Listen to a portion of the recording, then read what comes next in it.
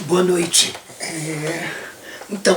Hoje é hora de terminar, concluir de alguma maneira essa série que eu estou fazendo sobre indexicalismo, né? Procurei mostrar como é que o indexicalismo se conecta com várias questões e, na verdade, abre algumas perspectivas com respeito a alguns debates contemporâneos, desde a filosofia do processo até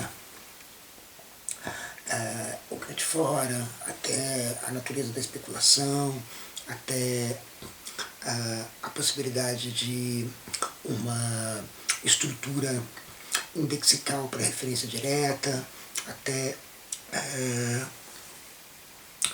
a possibilidade de conceber a transcendência. A transcendência que estaria justamente no outro, que forma a metafísica dos outros. No último episódio, eu estava explorando um pouco a ideia de colonialidade, pensando com o indexicalismo, que me levou rapidamente à ideia de localidade e esse conflito entre o local e o global, esse conflito entre aquilo que tem uma localização, tem uma posição, e aquilo que é uma posicionalidade abstrata, talvez. O problema da colonialidade me leva a um dos problemas que, na minha opinião, é o problema mais complicado da era, né, que a gente está, da era, talvez, da civilização, se vocês quiserem, mas talvez da era que a gente está, da era cósmica que a gente está, da era cosmopolítica que a gente está, que envolve não só os humanos, mas o que os humanos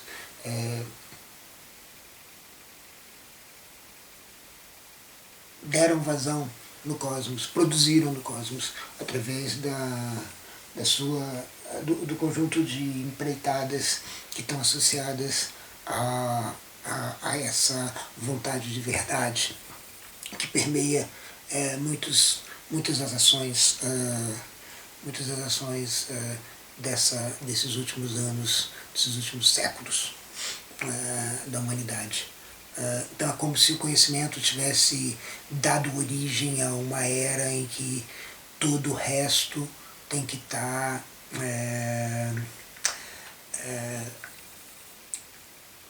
correndo o risco de ser exposto, correndo o risco de ser capturado, correndo o risco de ser finalmente controlado, né? Essa era é a era que essa era cosmopolítica, a era que se acostumou, que se chama mais ou menos desde Jacob, como eu disse, acho que já nos primeiros momentos da série, de niilismo. Então acho que agora a gente pode fazer uma avaliação talvez um pouco mais direta de como é que o indexicalismo pode, de uma maneira, comparecer nesse debate sobre o niilismo. Da maneira como eu tenho pensado ultimamente, como é que a gente pode conceber um pós-niilismo, conceber uma saída, uma virada, é o termo do Heidegger, uma virada desse pensamento metafísico, como eu falei no primeiro episódio, que é o próprio niilismo, que é o próprio esforço de extrair o viço da inteligibilidade das coisas.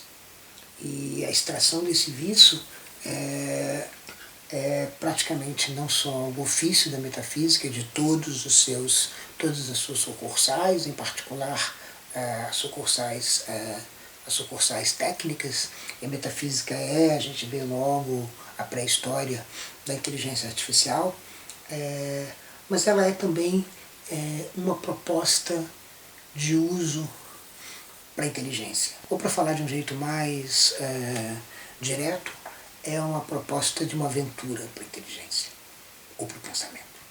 Então é como se o pensamento fosse empregado para transformar o mundo em alguma coisa comandável, transformar o mundo em alguma coisa que talvez não seja mais um mundo, mas que seja um conjunto de coisas, um reservatório de coisas, um repositório de coisas que estão à disposição, que podem ser controladas ao,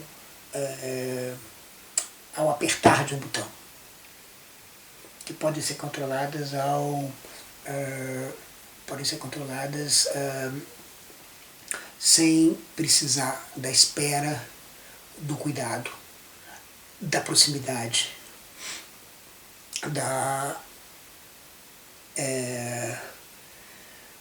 do caminho.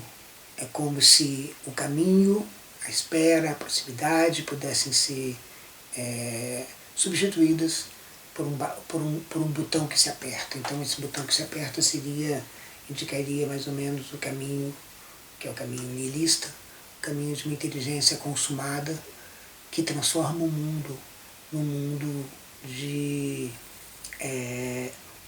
comandos que estão disponíveis, como se fosse um teclado disponível onde as coisas estão disponíveis.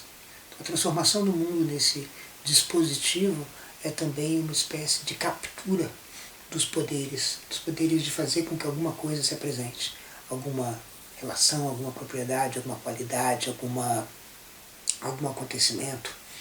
Então é como se fosse essa busca pela controlabilidade, a busca pela anonimidade de quem comanda. Então, quem comanda pode ser, portanto, qualquer um. O comando não pertence a coisa alguma. E, bom, justamente, então, a imagem que surge do pensamento a partir dessa aventura para a inteligência, essa aventura da inteligência e a pergunta acerca do niilismo, que é, na minha opinião, talvez uma das perguntas mais cruciais do tempo que a gente está vivendo, e talvez uma pergunta destruidora, é se a inteligência está fadada ao niilismo, se o pensamento está fadado à extração da inteligibilidade. Aristóteles entendia a inteligência como sendo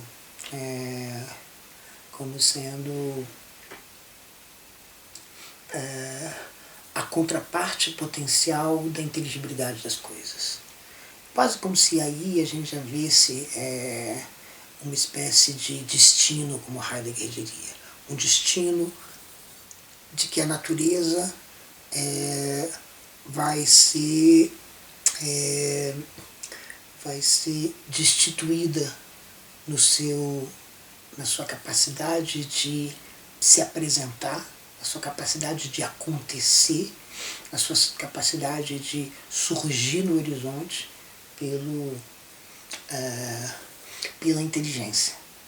Então, esse projeto nihilista é um projeto que talvez nunca fique completamente consumado, completamente terminado, mas ele vai se apresentando cada vez mais explicitamente.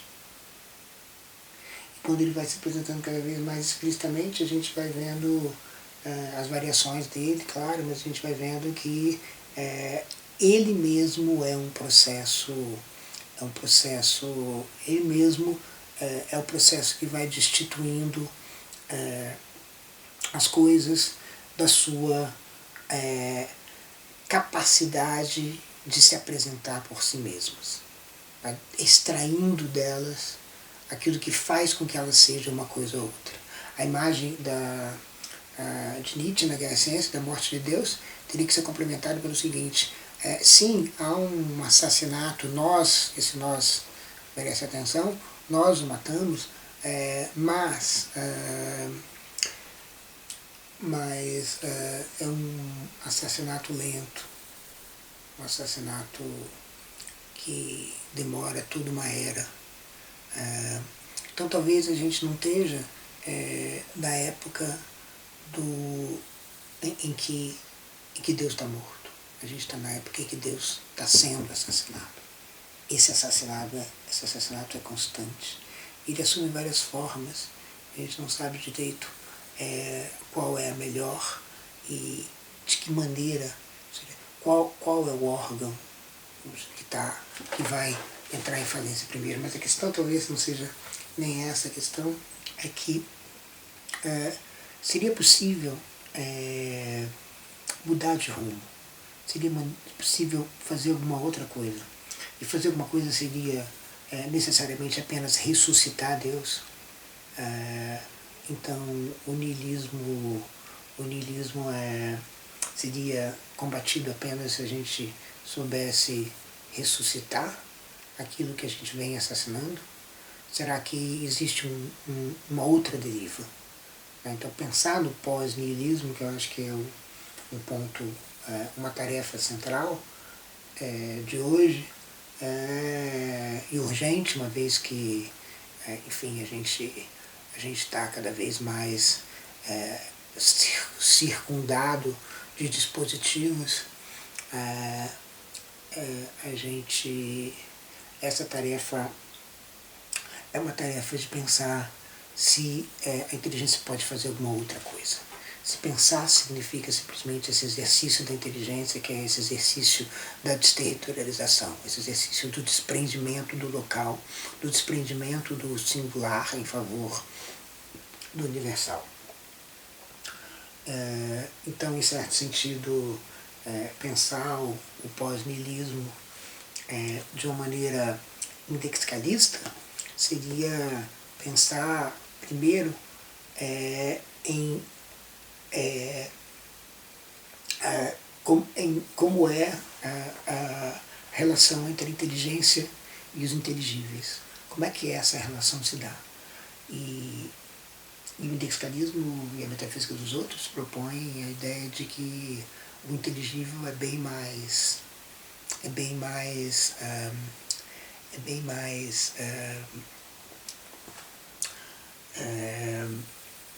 situado, bem mais resistente à extração e bem mais divergente do que a imagem niilista, as imagens niilistas geralmente supõem. Não é que a gente vai chegar ao final do niilismo por uma espécie de convergência para um outro lado. Talvez o caminho para o niilismo seja justamente o caminho da dispersão, o caminho da divergência. Talvez a inteligência não seja, ao contrário do que a imagem niilista propõe, um exercício de convergência em direção à captura da inteligibilidade última, mas é antes justamente um processo interminável, uma conversa interminável. O inteligível, ele é mais ou menos como aquilo que fica dito, aquilo que fica dito, mas aquilo que fica dito precisa sempre ser dito de outra maneira, precisa ser dito outra vez, ou seja, precisa de um dizer que diz o dito. E Levinas insiste, em certo sentido, a ideia de substituição é uma ideia que pensa a inteligibilidade de uma outra maneira. Pensa a inteligibilidade como alguma coisa que não fica pronta. Quando ela é arquivada de uma maneira que diz respeito a como é que ela vai ser acessada depois. Mas esse acesso é mais ou menos como o dito, que fica dito num livro, mas que precisa ser lido. Então o inteligível, ele, na medida que você vai mudando as circunstâncias, as situações, se vocês quiserem, ou seja, à medida que a gente vai mudando o lugar de onde a gente está falando, o lugar de onde a gente está ouvindo, para quem a gente está falando, para quem a gente está se dirigindo e para quem a gente está ocultando, de quem a gente está ocultando, esse inteligível se transforma. Né? Esse inteligível ele passa a mostrar que ele jamais é uma plenitude, ele não é uma presença, uma ousia, uma substância que se contém a si mesmo e que não depende de nenhuma outra coisa. Não é uma substância isolada. O inteligível, ele tem raízes, ele se embrenha. É quase como se a gente estivesse dizendo alguma coisa como se a inteligência e o inteligível tivesse um corpo. Mas não se trata aqui exatamente de dizer assim, olha, não é possível separar, bom, em certo sentido se trata de dizer, é impossível separar completamente a inteligência da sua instanciação material. É impossível separar, por exemplo, a coisa sensível da coisa inteligível, tal que a gente possa arrancar a coisa inteligível e deixar a coisa sensível largada ao seu belo prazer, instanciável, replicável e ao mesmo tempo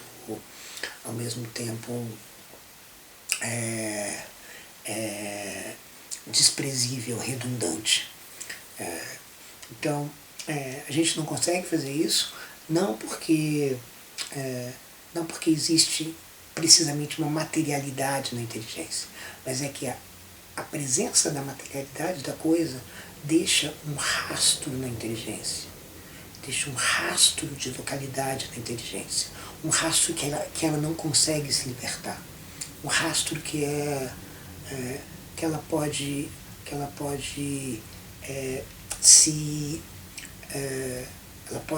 exercitar num esforço conversacional, mas que ela não pode completamente se ver despojada. É como se a localidade fosse uma espécie de marca da coisa sensível que sobrou no inteligível. Então o inteligível ele fica localizado por isso. Então essa marca do sensível no inteligível é que é o indexical. É como se fosse tentacular, como se a inteligência fosse sempre tentacular. Ela tivesse associada a um tentáculo. E por mais que a gente pense na inteligência como uma nuvem que flutua e que anda por universais, ela tem esses tentáculos que muitas vezes a gente não vê, porque a gente tenta substituir, por exemplo, os indexicais por outros universais, mas esse jogo é um jogo que se frustra. E se frustra não porque a inteligência não consegue gradativamente se livrar da sua fisicalidade. Ela sim se livra, mas ela se constitui nesse se livrar das suas instâncias, das suas implementações. E nesse se livrar é que ficam as marcas indexicais.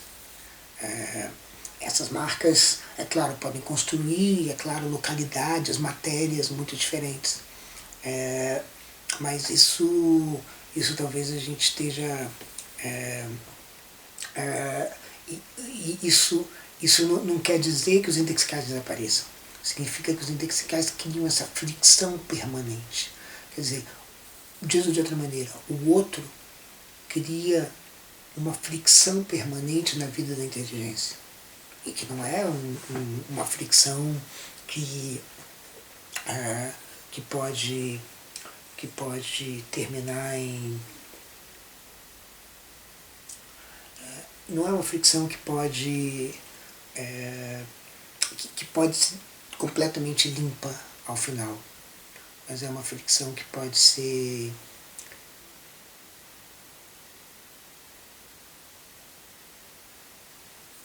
transformada.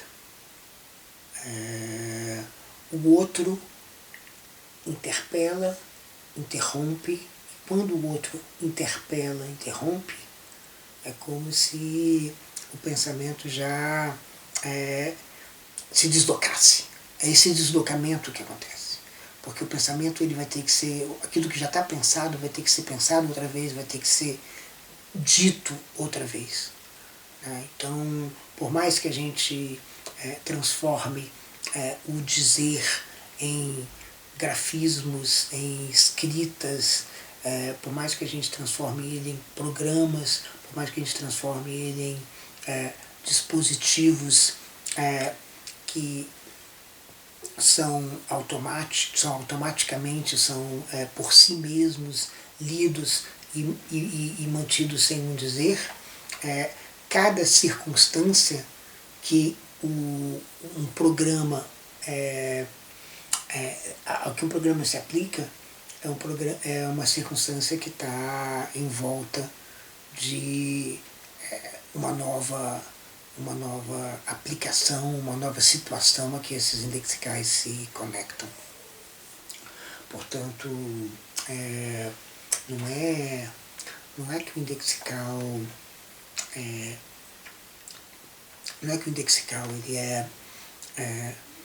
ele prende a inteligência a ponto algum.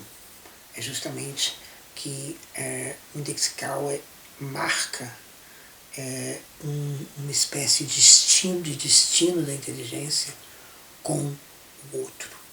A inteligência ela é feita para o outro, ela é refém do outro, ela é refém dessa situação dialógica.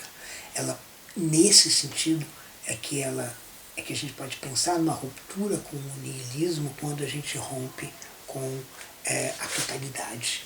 Ela não é totalizante ou convergente, mas ela é justamente aquilo que é interrompido. Ela é feita dessas interrupções. As interrupções são aquilo que constitui o próprio núcleo que faz ela se mover. E quando ela se move, ela produz, não para de produzir, e esse interminável e interrompível fluxo de produção é que transforma as paisagens das coisas. Aqui eu acho que a imagem interessante é mesmo essa imagem da produção. A inteligência é produtiva. Ela é produtiva no sentido de que nenhum produto está a salvo do problema, né? O Deleuze diria no vocabulário da diferença e repetição. Nenhum produto está a salvo do outro que requer que o problema seja apresentado e resolvido de uma outra maneira, que o produto seja aplicado e instanciado em outra circunstância. Então não tem fim a essa produção. E essa produção que é a inteligência, ela justamente abre a possibilidade de que a gente pense para além dos produtos que registram o pensamento. Então é mais ou menos, eu tenho pensado nisso em termos de uma conexão que a produção faz.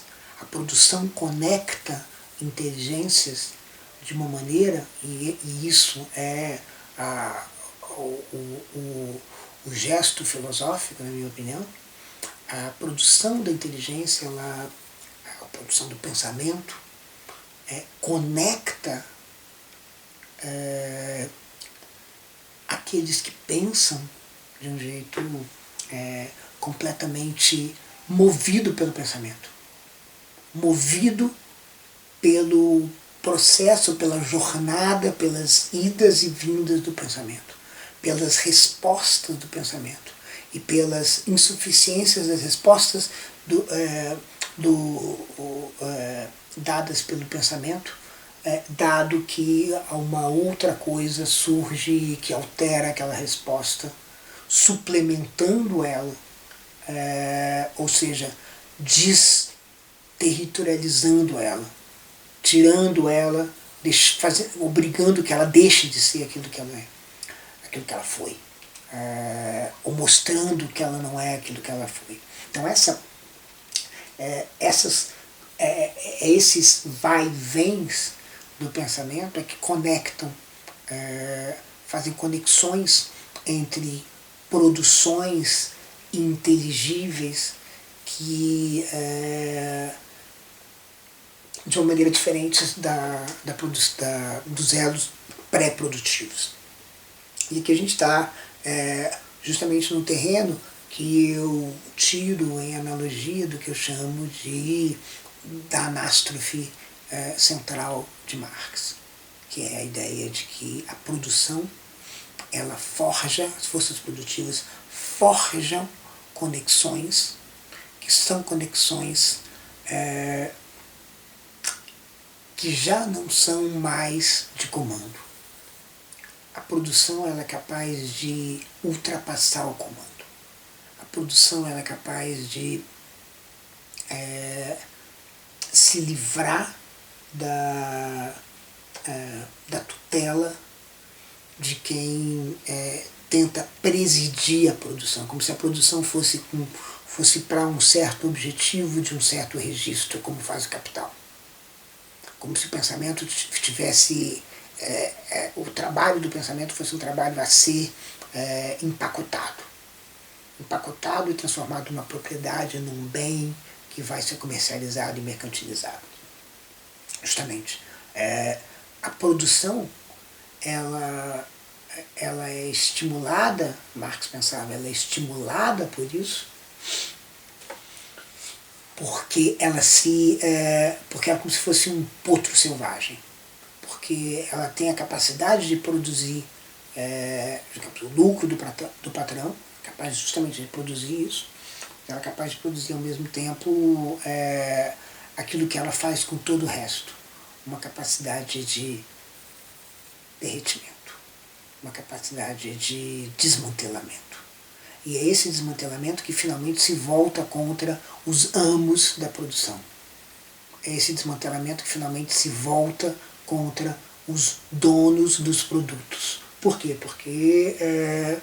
Porque não tem nada que pare, nada que dome essa força desterritorializante, derretidora, desmanteladora que a produção tem. E a inteligência, eu acho que é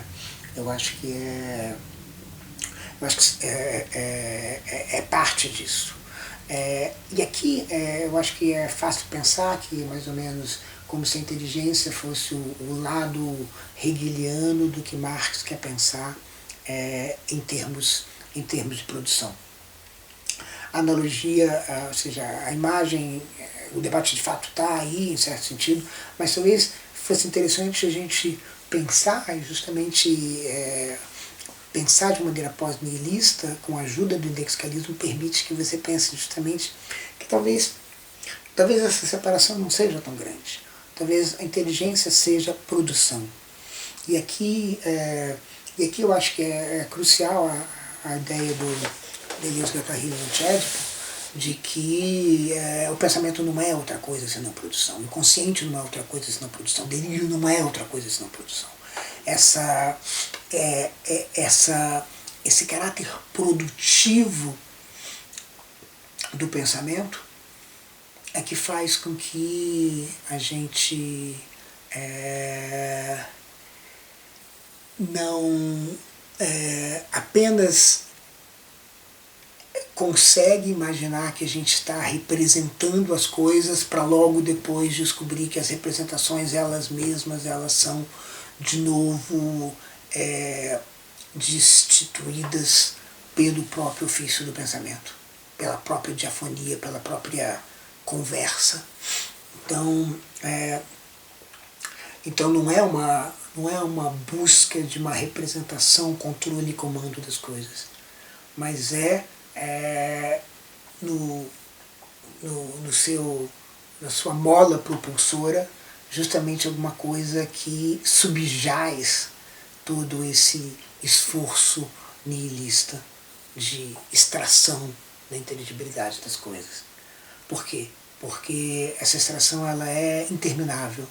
E é justamente nos meandros, nas vísceras, talvez, do projeto nihilista que a gente pode, então, vislumbrar uma outra aventura. Essa outra aventura que não é uma volta, não é um regresso ao mundo em que Deus ainda não foi assassinado, mas talvez justamente, e nem sequer é nem sequer um vislumbre de um mundo sem Deus, mas justamente a aventura que está justamente na produção da destituição dos comandos, que é a prostituição da inteligência. Ou seja, a questão é quase como se a gente não está fora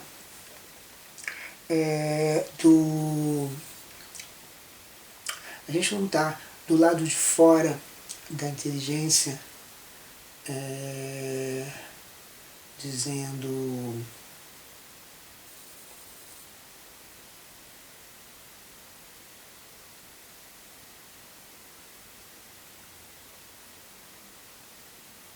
a gente não está do lado de fora da inteligência dizendo não tem mais nada para ser extraído. A gente já produziu, transformou o mundo num enorme dispositivo. Não. A inteligência nem transforma o mundo num dispositivo e nem consuma esse dispositivo. Ela remove, e é justamente esse remover que é a vida produtiva. Então, em certo sentido, o anti-Édipo, Deleuze e Guattari, está justamente propondo não uma vida de volta à Terra, mas uma vida que abraça a produção. Não a produção como um fim do produto, mas a produção que se solta do produto. E a produção que, nesse sentido, é situada. Nesse sentido, requer a fricção. E nem sequer se trata de dizer que o outro é simplesmente um insumo da produção, os indexicais são os insumos da produção. Não. Se trata de dizer que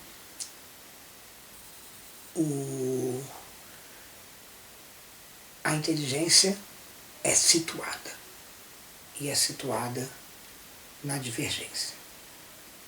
E a divergência, por sua vez, é situada na metafísica que postula o outro, que é essa metafísica que não pode ser metafísica, que postula uma transcendência daquilo que não pode ser capturado. Então é justamente a metafísica dos outros dá vazão para essa noção do pensamento produtivo, que é um pensamento selvagem, descontrolado, que não está pensando em produção ou em registro. Desculpa, não está pensando em produto e nem em registro, mas está pensando na ação da produção. Então, eu penso num pós-nihilismo que mostre que a inteligência é divergente, né, que se baseie na ideia da divergência da inteligência, se baseie na ideia de que a metafísica é impossível porque tem um outro. A metafísica enquanto um projeto nihilista. Então, a presença desse outro é o que... e esse outro ele não é predicado, ele não é definido em termos substantivos. A presença daquele outro é justamente o que garante a divergência interminável do ofício da inteligência. É quase como se a gente dissesse assim, a gente pode se enganar e seguir imaginando que a metafísica, o niilismo vai seguir simplesmente capturando as inteligências, colocando elas nos bolsos, implementando elas em máquinas, e as máquinas vão simplesmente estarem dispostas a cumprirem o papel de quem quer que seja que comande elas. Mas a gente vai... essa aventura é uma aventura impossível. Uma aventura impossível porque não é assim a inteligência. Ou seja, a gente não tem acesso a essa inteligência que o niilismo imagina, porque justamente ele supõe um mundo de presenças plenas, completas, puras, que é justamente aquilo que a gente não encontra. Então justamente esse hibridismo, justamente esse elemento manchado, cherry, é o que produz a divergência, essa conversa interminável, essa produção da divergência é o que impede a metafísica de finalmente se consumar. A gente pode imaginar essa aventura, a gente pode imaginar se iludir que essa aventura é uma aventura que a gente está se engajando, mas na verdade a gente está tapando um sol talvez muito mais bonito de ser visto com uma peneira, porque justamente o que está acontecendo é justamente o que a gente está produzindo no meio desse processo. Então, por exemplo, a gente imagina que máquinas vão controlar as coisas que a gente deseja, e essas máquinas que vão controlar as coisas que a gente deseja, elas vão estar sendo colocadas à nossa disposição. Bom, entre o comando e a disposição, talvez a gente possa imaginar os espaços para as autonomias das máquinas. Não é que a inteligência encontra uma outra inteligência e converge com ela e a integra, mas é que a inteligência encontra algum outro e esse outro faz ela se desmantelar, ela se destituir e faz ela, de alguma maneira,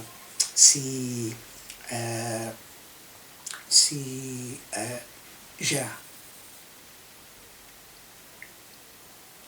Aí é esse combustível, que é o combustível situado, que é interessante prestar atenção. Ou seja, não é voltar a botar os pés na terra e viver como aquilo que a modernidade imagina como um pesadelo, mas é justamente entender que toda inteligência, todo pensamento, uma vez que você passa por uma descolonização permanente, não foi alheio à produção. Não foi alheio a uma produção, é uma produção que não para de acontecer. Então essa produção é que permite que a gente veja o pensamento de uma outra maneira. Não o pensamento da nostalgia, da reterritorialização, mas o pensamento do derretimento, mas o derretimento nem é uma palavra muito boa, porque o derretimento indica quase como uma marcha única, como quando a gente fala de aceleração, de aceleracionismo, como se a gente tivesse uma única rota. Não, justamente, a gente está pensando na divergência dessas rotas, como é que essas rotas não são aquilo que... justamente como essas rotas, elas divergem, né? Então, ou seja, o derretimento produz uma coisa que é ainda outra, e ainda outra, e ainda outra. E essa divergência é que impede que a própria produção da inteligência seja um absoluto. O absoluto vai ter que ser justamente aquilo que move esse esse caldo, e aquilo que move esse caldo é o vínculo tentacular indexical. Então o niilismo é como se fosse o oposto do polvo. Não porque o polvo é situado, territorializado, mas porque o polvo, ele leva sempre no seu corpo, e aí é que o corpo reaparece, os seus tentáculos.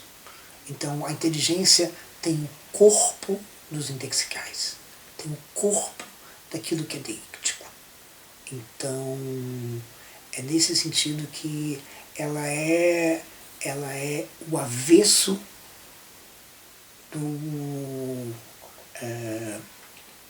da visão da visão final.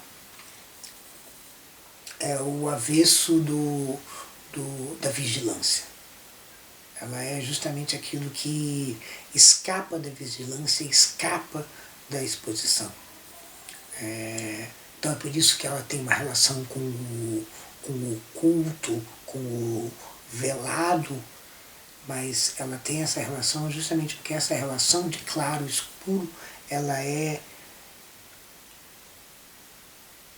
centrada, ela é mobilizada pelo caráter tentacular do pensamento, um caráter que não pode ser exorcizado. Então, é o tentáculo que faz com que a inteligência siga produzindo, e é o tentáculo que permite que essa produção não possa ser outra coisa a não ser, faz com que essa produção não possa ser outra coisa a não ser uma produção conversacional, uma conversa de lugares que se transformam, mas que não deixam de ser lugares. Então é como se a gente pensasse no tentáculo contra o niilismo.